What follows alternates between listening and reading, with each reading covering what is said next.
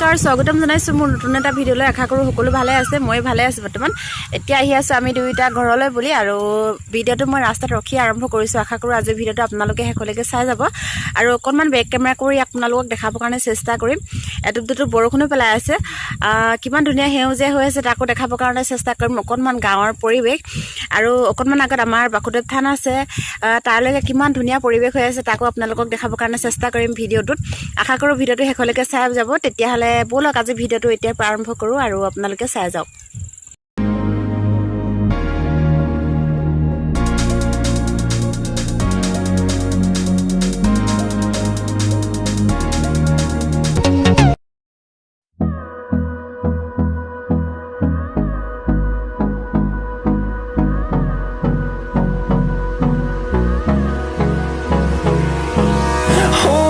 Close till I get up. Time is barely on our side. I don't wanna waste what's left. The storms we chase are leading us, and love is all we'll ever trust. Yeah, no, I don't wanna.